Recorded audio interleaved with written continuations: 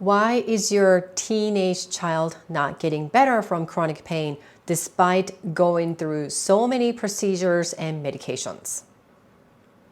Did you know 1 out of every 4 adolescents have chronic pain in the US, and 75% of the parents don't know how to help? Chronic pain impacts so many things in your child's life and then everyone else around them.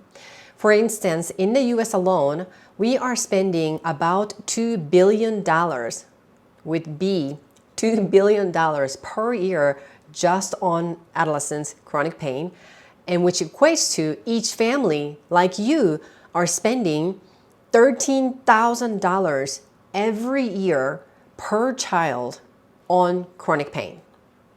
It's mind-boggling how common it is, and yet we have so much to work on. Okay, so in this video, I offer practical tips and solutions for you and your child to overcome chronic pain so then you can reclaim lives and feeling confident about your ability to overcome any obstacles in your life. How come your child continues to suffer from chronic pain even though you are following exactly what the doctor is telling you to do? There are 3 possible explanations for that phenomenon. Number 1, it's a common mistake. It's not your fault, but it is a common mistake that chronic pain is understood as a pure biological phenomenon.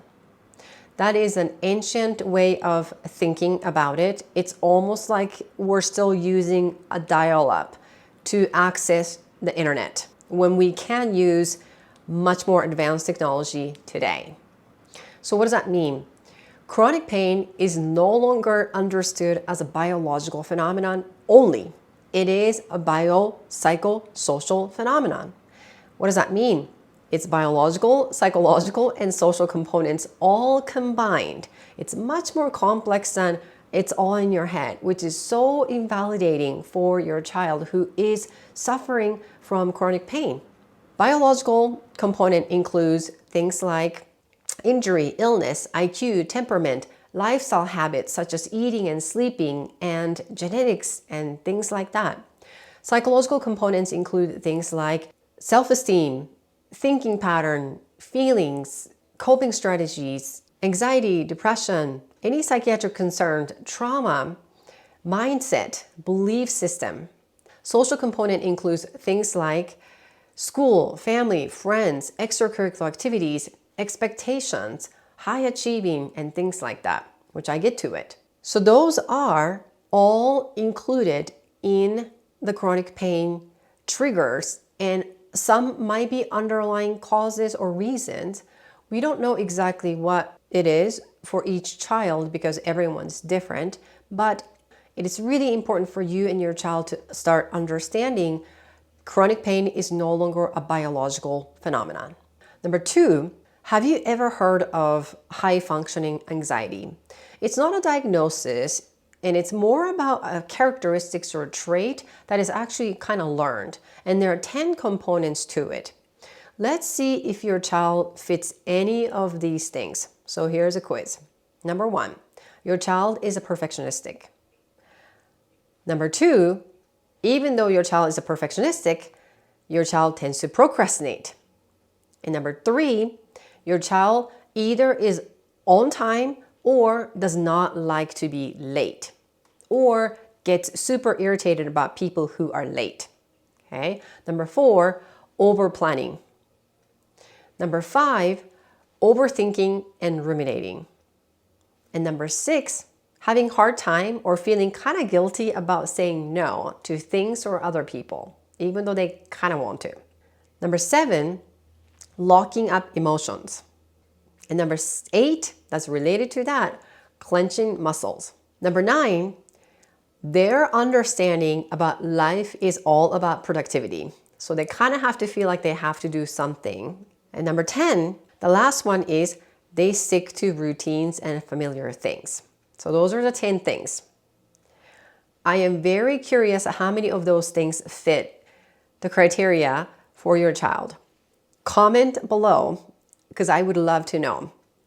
Many of the highly intelligent and compassionate teens who suffer from chronic pain fits the criteria for this high functioning anxiety. So that could be one of the contributing factors for this ongoing chronic pain. There is no medicine for fixing this trait because these are learned habit, right? That's why your child might be having this ongoing chronic pain. So number 3, the third component is a social component.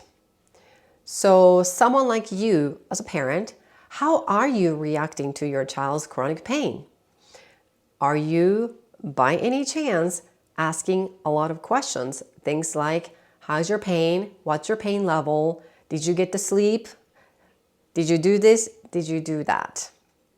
These questions, while it's definitely coming from a good intention, and trust me, I'm a parent too, so I get it. I ask these questions sometimes to my child.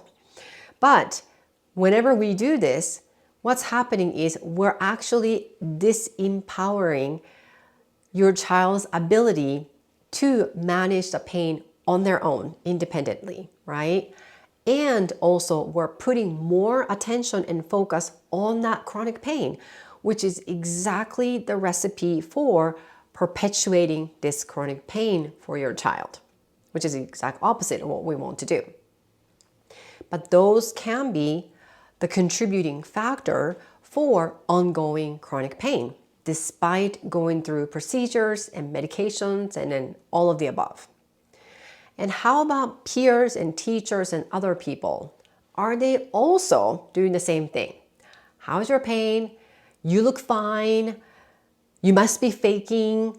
Any of these, I don't know, sometimes caring and concerning, but quite frankly, invalidating questions and statements, they can be part of the social factors that continue to have this chronic pain for your child. So once again, chronic pain is not just a biological phenomenon, it's a much more complex than that. So if you're just focusing on the traditional medical treatment approaches, then it is only tapping into this biological component. So we're kind of sort of ignoring the other two components, 2/3 of this equation, which is psychological and social, right? And that's why the solution is, number 1, to understand what chronic pain really is, and number 2, using practical and actionable strategies and skills for your child and you to use to resolve chronic pain. And number 3 is for you to also work on your stress management and changing your behaviors around your child's chronic pain. So if you're ever curious about what they are, I do have a free PDF guide to parenting teens with chronic pain. So click the link below and then grab a free PDF guide that you can implement today.